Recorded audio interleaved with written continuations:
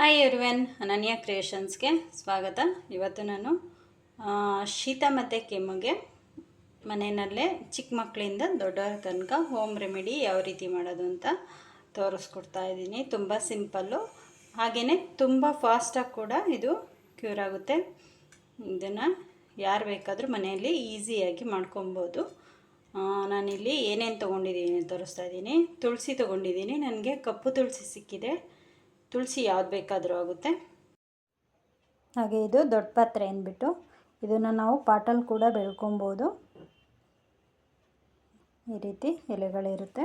ಇದಿಷ್ಟೆಲ್ಲ ಬೇಕಾಗಲ್ಲ, ನಾನು ತೋರಿಸ್ತಾ ಇದ್ದೀನಿ ಅಷ್ಟೇ. ಇಲ್ಲಿ ನಾನು ಜೇನು ತೊಗೊಂಡಿದ್ದೀನಿ. ಜೇನು ಅಂತೂ ತುಂಬ ಪ್ಯೂರಾಗಿ ತೊಗೊಂಡ್ರೆ ನಮಗೆ ಈ ರೀತಿ ಹೋಮ್ ರೆಮಿಡಿ ಮಾಡೋದಕ್ಕೆ ತುಂಬ ಚೆನ್ನಾಗಿರುತ್ತೆ. ಹಾಗೆ ಇದು ನಮಗೆ ಮಲೆನಾಡು ಸೈಡು ಅಥವಾ ಕೂರ್ಗ್ ಸೈಡು ತುಂಬ ಪ್ಯೂರಾಗಿ ಸಿಗುತ್ತೆ. ಮನೆಗಳಲ್ಲಿ ವಿಚಾರಿಸಿ ನೀವು ತಗೊಳ್ಳಿ. ಇದು ಅಂಗಡಿಗಳಲ್ಲಿ ತೊಗೊಂಡ್ರೆ ಅಷ್ಟೊಂದು ಪ್ಯೂರ್ ಸಿಗಲ್ಲ ನಿಮಗೆ. ನೋಡಿ, ಆ ಕಡೆ ಹೋದರೆ ವಿಚಾರಿಸಿ ತಗೊಳ್ಳಿ.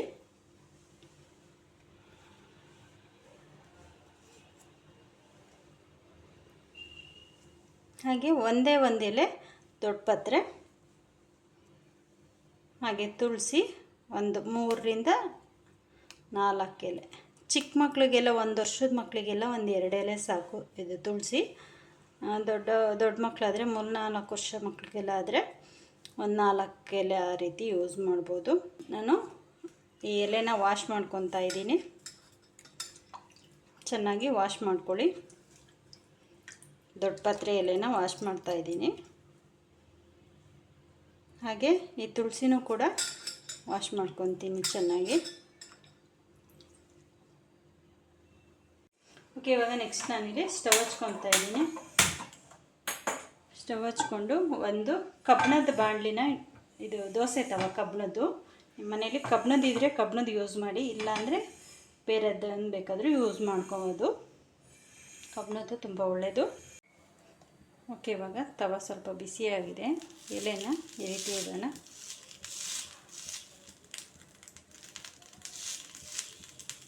ಈ ರೀತಿ ಮಾಡಿದಾಗ ಇದು ಸ್ವಲ್ಪ ಕಲರ್ ಚೇಂಜ್ ಆಗುತ್ತೆ.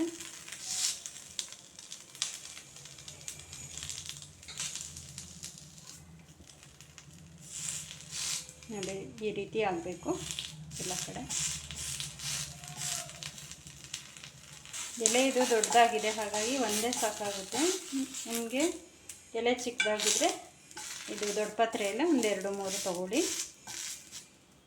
ಓಕೆ, ಇವಾಗ ಇಷ್ಟಾದರೆ ಸಾಕು. ನೋಡಿ,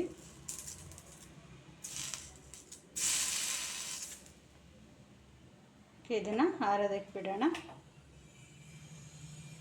ಓಕೆ, ಇಲ್ಲಿ ನಾನು ಈ ಬಾಡಿಸ್ಕೊಂಡಿರೋಂಥ ದೊಡ್ಡ ಪಾತ್ರೆ ತೊಗೊಂಡಿದ್ದೀನಿ. ಹಾಗೆ ಅದರ ಮೇಲೆ ಈ ತುಳಸಿ ಎಲೆನ ಹಾಕಿ ಈ ರೀತಿ ಫೋಲ್ಡ್ ಮಾಡಿ ಕೈಯಲ್ಲಿ ಸ್ವಲ್ಪ ಹೀಗೆ ಇದೇ ರೀತಿ ನಿಧಾನವಾಗಿ ಈ ರೀತಿ ಕೈಯಲ್ಲೇ ಮಾಡಿಕೊಂಡ್ರೆ ಸಾಕು. ಈ ರೀತಿ ರಸ ಬರುತ್ತೆ, ಚೆನ್ನಾಗಿ ರಸ ಬರುತ್ತೆ. ತುಳಸಿದು ಮತ್ತು ದೊಡ್ಡ ಪತ್ರೆದು ಎರಡು ಮಿಕ್ಸ್ ಆಗಿ.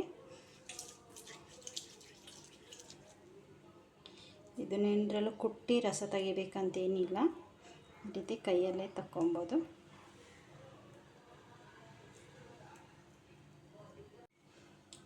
ಓಕೆ, ನೋಡಿ ಇವಾಗ ಎಷ್ಟು ರಸ ಬಂದಿದೆ. 1 ಸ್ಪೂನ್ಗಿಂತ ಜಾಸ್ತಿ ಇದೆ. ಇದಕ್ಕೆ ನಾನು ಜೇನನ್ನು ಸೇರಿಸ್ತಾ ಇದ್ದೀನಿ. 1 ಸ್ಪೂನಷ್ಟು. ರಸ 1 ಸ್ಪೂನ್ ಇತ್ತು, ಹಾಗಾಗಿ ಜೇನನ್ನು 1 ಸ್ಪೂನಷ್ಟು ಸೇರಿಸ್ತಾ ಇದ್ದೀನಿ. ಈ ರೀತಿ ಚೆನ್ನಾಗಿ ಮಿಕ್ಸ್ ಮಾಡಬೇಕು ಜೇನು ಹಾಕ್ಬಿಟ್ಟು.